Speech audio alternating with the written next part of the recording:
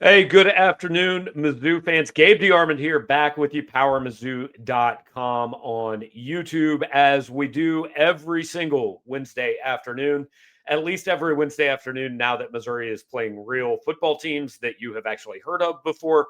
We are going to give you a little bit of insight on those teams, on the opponent, from the point of view of somebody who knows much more about them than we do. We will get to today's guest shortly, but before we do that, want to remind you that our preview and post-game shows all year long brought to you by America's oldest brewery. That is Yuengling, available in 24 states, including, for the last couple of years, the fine state of Missouri. Get yourself a lager, a flight, a black and tan, whatever it is. Make sure to get yourself some Yuengling. Enjoy the game this weekend. Either drown your sorrows or celebrate a victory, whichever way it may go. But we appreciate Yuengling's sponsorship of our preview and post-game shows all season long. And with that, we're going to get to a preview of this weekend's game against South Carolina. To do that, we're bringing in Tony Morrell, the publisher of the Big Spur, covers South Carolina for the 24/7 network. Tony, how you doing, man? I'm doing well, Gabe. How about you? I'm hanging in, ready to have real football games because tired of Central Arkansas and Louisiana and games that don't much matter. So before we get into this, just give me the 30,000 foot view of the South Carolina, because most people from the outside are looking at this thing and going, "Oh, we thought it was going to be a lot better than this. What's going on?" Well, I think the Gamecock fan base is right there with you. I think coming into the season, when you look at the personnel South Carolina lost on the defensive side of the ball, you had to expect a step back when it comes to the defense. But I think the hope was that the offense was going to improve enough to offset that and still allow South Carolina to win their share of games and be competitive and build their offense around Lenore Sellers, someone who's been mentioned in the Heisman conversation, been mentioned as a potential high first-round draft pick in next year's NFL draft. But it has not played out that way offensively. They have a new offensive coordinator in Mike Shula. He runs a similar system to what they ran last year, but has not put the pieces together on the offensive side of the ball as of yet. And they've really struggled, even in their wins. They beat Virginia Tech 24-11, got a touchdown from their special teams in that game. Really did not move the ball with any consistency. They beat South Carolina State 38-10. They had two special teams touchdowns in that game, could not run the ball at all against an FCS opponent. And then, of course, struggled mightily offensively against Vanderbilt outside of the first couple of drives. And, I don't know what they can do differently at this point to put the pieces together. But if they want to have a respectable season, it has to happen soon. We still don't know whether Sellers is going to be ready to play this week or not. They haven't actually even released whether or not he had a concussion or not. Shane Beamer has not been specific about that. The only thing he said at his press conference yesterday was that anybody who doesn't practice on Tuesday or Wednesday does not play in a game, and that applies to Sellers as well. So, they're going to release their injury report tonight, and Shane Beamer will have his call-in show tomorrow, and between those two, hopefully we'll have a little bit more clarity on Sellers' status. Yeah. So the offensive struggles, I mean, how do you divide up the blame for what's going on between, okay, Mike Shula, new system, Lenora Sellers, offensive line? I think it starts with the offensive line. I think they have to get the bulk of the blame at this point. Coming into the season, we felt very good about Josiah Thompson, a left tackle who started as a true freshman last year, and he was 6'7", 300 pounds. Looks like an NFL lineman right now when he walks in the door, but he has not played like an NFL lineman, has hardly played like an SEC lineman, quite frankly, so far this year. And the left guard, who's primarily been, Rodney Newsom, has really struggled. And I think that has exacerbated Thompson's struggles, having a guy beside him who's struggling so much, and just there's not been a lot of cohesiveness there. They've not gotten the production they wanted from their center and Bo Stanley, a transfer from Troy, who they felt good about, going into fall practice and coming out of fall practice, but it has not translated to game situations. Their right side of the line has been pretty good, still, nothing to write home about by any means, but the right side has been better than the left.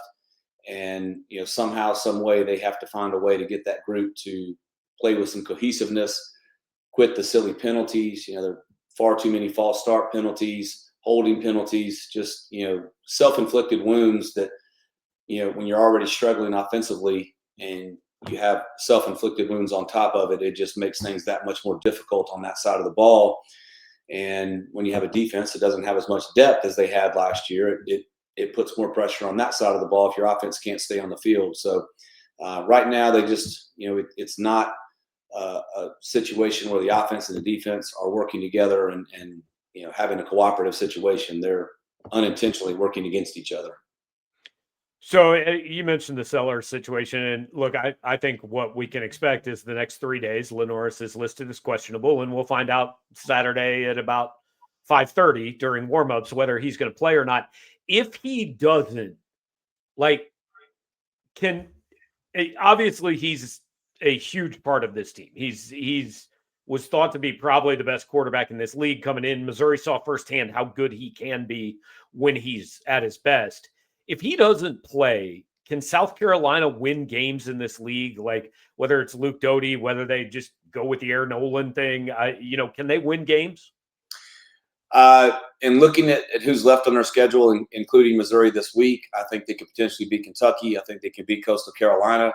Beyond that, maybe Clemson, but even that I think would be a struggle. I think they're going to have a hard time getting to 5 or 6 wins if Sellers can't go. Even with Sellers, to be frank with you, coming into the season, this was a game that I expected South Carolina to probably lose, even with Sellers, even with the expected improvement that they were going to have offensively. Drinkwitz has had Shane Beamer's number. South Carolina found a way to win last year in, a classic game that went down to the last second. But he's had his number, and this has been a tough matchup for South Carolina. I knew what Missouri was returning on defense. I knew some of the pieces they added on offense, and to me, I felt like they're always going to be good offensively under Drinkwitz. And the key to the season was going to be whether they could find a quarterback. And, all indications are so far that they certainly did in Pribula, and he's going to be a handful for them to defend. So even if Sellers plays, I think this is going to be a tough game for South Carolina to win without significant offensive improvement. I think the formula for them, whether it's Sellers or whether it's Doty, is they have to slow the game down. They have to shorten the game. They have to be able to stay on the field, take the pressure off their defense, but they've shown no ability to play that style of football this year. They haven't been able to run the ball well enough to play that style of football. And I don't know where it would come from at this point unless their offensive line just, magically shows tremendous improvement. So coming into this season, my thought on South Carolina was it could be a little bit like Missouri last year, which was they got this huge bump from the season they had and they finished strong and all that. And all these people started talking playoffs and started talking all these things. And there's a difference when you go from surprising people to now everybody circling you on their schedule. Sure. I don't know if that's the case with South Carolina because it shouldn't be shown with Missouri last year. It showed against, Texas A&M and Alabama later in the year. Probably shouldn't show against South Carolina State and Vanderbilt. But where do you come down on hey, did everybody just kind of overrate what this team was, or is that team still in there somewhere and we just haven't seen it? I would lean more towards everyone has overrated what this team is, primarily offensively. The only way they were going to have the kind of season people expected them to have was for their offense to be significantly better than it was last year. And you looked at it, you had, Lenore Sellers, obviously, is the centerpiece that they're building around. They have Rasul Faison and Isaiah Gustav from the portal. They have, Oscar Attaway returning. They have Juwan Howell and Matt Fuller, some other running backs. They felt really good about the running back room. They felt like their offensive line was going to be improved. And they thought Mike Shula would bring some different wrinkles and do some different things and really treat their offense a lot like he did when he coached Cam Newton and allow Lenore Sellers to be Lenore Sellers, build around his strengths and make them a tough team to defend and one that can be explosive, but also one that can stay on the field. And it just does not play. It hasn't panned out that way. They've really struggled offensively in all 3 games. And if you want to go back to the bowl game last year against Illinois, they struggled quite a bit offensively with Shula calling the plays for the first time. And at that point, we tried to give him the benefit of the doubt. He hadn't installed his system. He only had a couple of weeks to prepare. He's running someone else's system.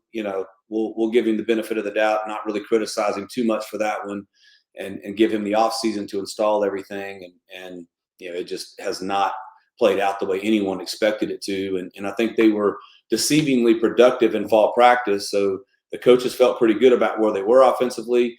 They were having more success offensively than defensively in the scrimmages, and they thought that would translate to game situations, and it hasn't. And sometimes when guys are practicing against guys they see every day, they can be more productive than they can in front of 70, 80,000 people and guys that they don't see every day. So they just haven't been able to take it from the practice field to the game situations, and until they do, it's hard to have a lot of faith in them. Talking with Tony Morrell, they cover South Carolina. The Big Spur covers South Carolina for the 24/7 network. You guys can check out their stuff. And again, one of the benefits of being on 24/7, you can read their message board. You cannot get on there and post and be a huge pain, but you can read it. So, Tony, let's flip to the defensive side of the ball. What would be your assessment of the performance? Like, I don't put a ton of stuff. Diego Pavia makes a lot of people look bad, so I don't necessarily put a ton of stock in Pavia making you look bad. But what's your assessment of that side of the ball through 3 weeks? Well, there's no question Vanderbilt runs an offense that is difficult to defend. They do a lot of different things. They make you defend the entire field. They give you a lot of eye candy pre-snap, a lot of motion, a lot of different things that can confuse the defense. And when you look at how inexperienced South Carolina is at certain positions, particularly linebacker, defensive tackle, they've got talent there, but none of those guys are a finished product. Their best football is ahead of them. And they haven't seen a lot of the things that Vanderbilt threw at them. And, they struggled with some of it, but they still only gave up, just over 350 yards of total offense. They did give up 31 points, but I think if it's a different game if their offense is as productive as you would expect it to be against Vanderbilt. And they go down and score in the first play of the game offensively. They move it in again in their second drive.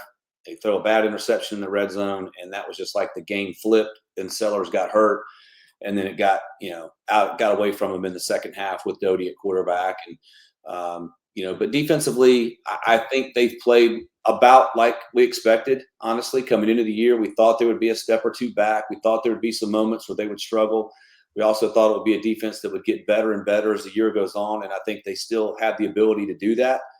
But they need help from the offense, and everyone knew that coming into the season. This wasn't going to be a defense that could carry the majority of the load like they did last year. Their offense was not great last year, especially in the first half of the season. It was nowhere close to great. And the defense was so good that it kept them in games, kept them in a position to win, and they found a way in a lot of them, or they at least kept it close against some really good opponents like LSU and Alabama early in the season, and then turned it on in the second half of the season. Without offensive help, I think this defense is going to have its inconsistencies, and it's going to struggle at times. If they get enough production from the offense, they get enough rest, they don't feel like 80% of the load is on them, then I think the defense can play well enough to win games. But they need help. They don't have the same kind of depth. They don't have the same kind of experience, and they don't have the same kind of talent at some of the positions that are crucial for good defensive play in this league. They can run, they can tackle. Secondary, I would say, has been a little bit inconsistent. They've been fortunate not to give up some big plays against Virginia Tech and Vanderbilt, where they had some receivers open down the field they didn't connect on. And I think that's certainly something Drinkwitz and his staff are going to see on film, and they're going to take some shots, and their secondary is going to have to be ready for it. And they're going to have to be able to get pressure as well, and not allow those running lanes for Pribula in the process. Everybody knows Dylan Stewart. Can be a game wrecker. Outside of him, like who's the guy on this defense that can change games that opponents have to account for? Well, Jalen Kilgore, I think, can be that guy. He's primarily playing nickel for them right now. He can also play safety. Fred Johnson at linebacker has had some really good moments so far this year. South Carolina has not had many linebackers like him. He's 6'4", 245, 250. Can they timed him at 4'4", and can run sideline to sideline. A lot of South Carolina's linebackers are more like 6 feet, 6'1". they're a lot longer at linebacker than they typically are. When you factor in Justin Okoronkwo and Sean Murphy, all those guys are 6'3", 6'4", 235 to 245, and so it's a little bit different looking linebacker group from them. They've missed Judge Collier in the secondary. He's their best cornerback, probably their best overall player in the secondary. He went down early in the Virginia Tech game and has not played since.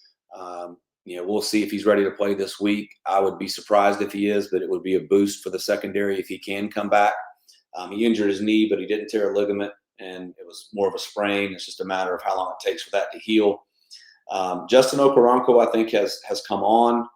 Brian Thomas Jr., the edge opposite Dylan Stewart, has made a lot of good plays for them this year. He's taken advantage of the single blocking that he's seen because of how much attention teams are paying to Stewart. And he's done a good job of capitalizing on that and being a consistently disruptive player. But they have to, I think, much like with the offensive line on the other side of the ball, they have to play with more cohesiveness on defense. And I think that will come as these guys get more experience but this is their biggest test this week. Missouri's offense has been explosive. You look at their running game last week, it's going to be a tough matchup for them and a big test.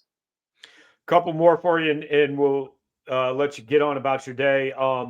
I think everybody would agree if there's one distinct advantage South Carolina has in this game, it is on special teams. Not necessarily the best thing when 3 weeks into the season, your punt returner is the leading scorer on the team. Yeah. But what is it about members of that family that just have unbelievable special teams? I mean, Frank did it for 30 years or whatever, and now Shane Beamer has done it for years. What is it about that group that just they're just better than everybody else? Well, they put a lot of emphasis on it.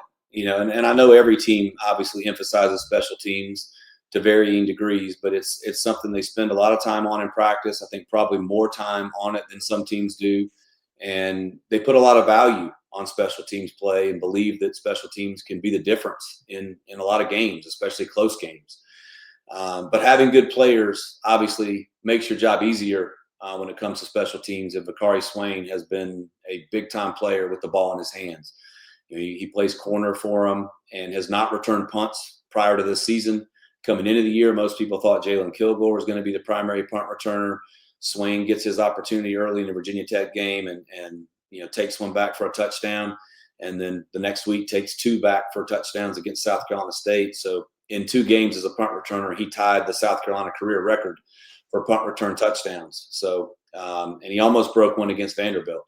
So I don't think there's any question the special teams coaches from around the league are going to be a little bit scared of what they see from him each week and are probably going to try to scheme around that some, kick it away from him, try to limit his opportunities with the ball in his hands.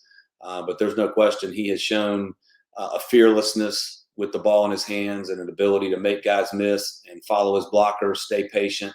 And once he hits a seam, he's got the speed to take it all the way. So he's been the biggest bright spot and the most electric player on South Carolina's team by a long shot, I think, so far this year.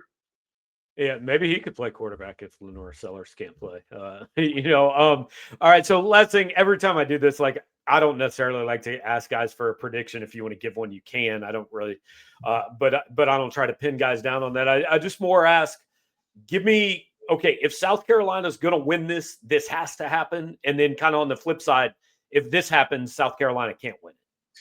Well, let's start with assuming Sellers plays and is healthy. Correct. I think they have to show significant improvement offensively. And I think they have to change some of the things they're doing offensively, spread the field, show some new formations, show some plays that Missouri has never seen, do some different things to put Sellers in a position to do what he does best. In watching him this year, it feels like Shula has been more focused on developing him for the NFL than winning games and putting him in a position to make plays this year. It's obvious they've asked him to stay in the pocket, be more patient, give plays more time to develop. And that can be a good thing at times, but it can also hurt you if you take away his instinct. And a lot of his best plays came when he was playing backyard football, essentially. Teams would come after him, try to pressure him. He would avoid a sack. elude a defender, and next thing you know, he's in the open field picking up 30 yards. We haven't had those kind of plays from him this year, and they have to have those. I think South Carolina needs to win the turnover battle. It's hard enough to win on the road in the SEC. If you lose the turnover battle, in addition to playing on the road, it becomes next to impossible, especially against a team as good as Missouri has been this year. But I think their defense needs to probably, not only force some turnovers, but maybe even score some points or set the offense up with great field position for a couple of possessions, because I just don't know that this offense has shown they can go 75, 80 yards consistently against a team like Missouri. Sorry about that. But a lot of things would have to fall into place for South Carolina to win this game, in my opinion. And we really have not seen things work cohesively yet this year for them. They haven't gotten a lot of breaks. I think they would need multiple big breaks to go their way, balls to bounce their way to win this game.